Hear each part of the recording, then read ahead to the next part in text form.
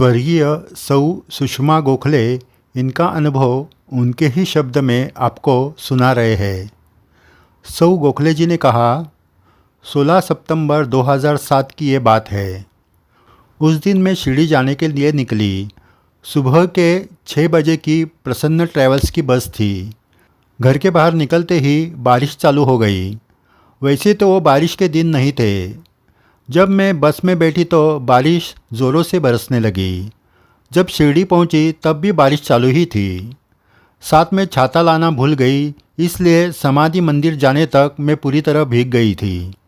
वैसे ही हालात में मैं समाधि मंदिर पहुंची। माध्याह्न आरती का लाभ हुआ। आरती के बाद संस्थान के प्रसादालय में प्रसाद भोजन किया और मैं फिर से 3:30 बजे उसी बस से पुणे जाने के लिए बैठ गई। बारिश की वजह से बस में सिर्फ 18 लोग और 2-3 बच्चे ही थे।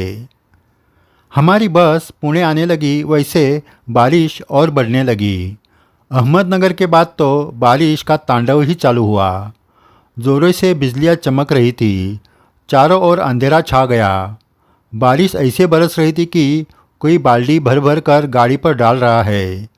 ड्राइवर को गाड़ी चलाते वक्त आगे का रास्ता नज़र नहीं आ रहा था। गाड़ी का वाइपर चलाकर भी शीशे पर से पानी हट नहीं रहा था। दिन के 4:30 बजे ही इतना अंधेरा छा गया था कि ड्राइवर लाइट लगाकर धीरे धीरे गाड़ी चला रहा था। इतने में ज़ोर से बिजली चमकी और बम धमाके की तरह ज़ोरदार आवाज़ हुई। उस आवाज़ से गाड़ी में बैठे छोटे बच्चे रोने लगे। पहले ही गाड़ी में सभी डरे हुए थे। इसमें बच्चों के ज़ोर ज़ोर से रोने से पूरी गाड़ी में और डर फैल गया। मैं मन ही मन बाबा को पुकारने लगी। बाबा को कहा, बाबा कुछ तो भी अघटित घटना होगी ऐसा लग रहा है। इस डर से मेरे साथ साथ सभी कांप रहे हैं। गाड़ी में बैठे सभी के पास पुण्य का संचय होगा ये मुझे मालूम नहीं, लेकिन आज सभी ने आपके शिरडी में जाकर आपका दर्शन लिया है, इसलिए हम सभी पर कृपा करें। आगे कोई भी संकट आने वाला हो तो उसका निवारण कीजिए। बाबा को ऐसे पुकारते पुकारते मेरे आँखों से आंसू बहने लगे। चारों ओर अंधेरा छाया था। आंधी तूफान और बिजलियों का गिरना चालू था।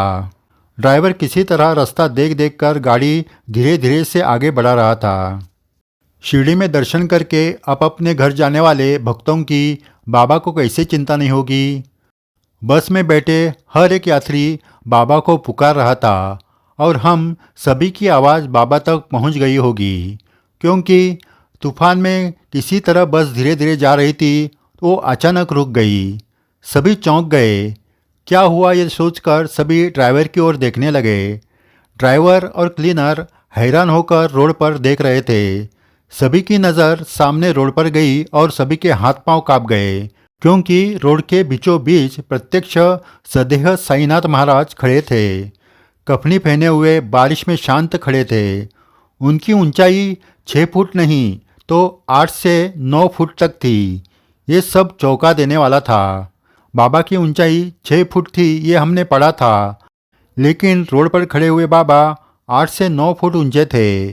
उनको देखते ही सभी लोग चिल्लाए, वो देखो बाबा। सभी यात्री उन्हें देखने के लिए ड्राइवर की केबिन की ओर दौड़े।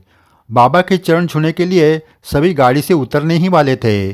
तब मैंने सबको कहा, गाड़ी से मत उतरिए, सभी यहाँ से ही बाबा का दर्शन करें। हमारा पूर्व पुण्य की वजह से हमें बाबा का दर्शन हुआ है, यहीं से उनको नमन करें और उनका जय जयकार कीजिए। फिर सभी यात्री ड्राइवर क्लीनर के साथ श्री साईं बाबा का जय जयकार करने लगे। बाबा ने रोड पर से ही हाथ उठाकर सबको आशीर्वाद दिया। कुछ क्षण के बाद उनका वो दिव्य सदैव दर्शन हवा में धीरे धीरे गायब हो गया।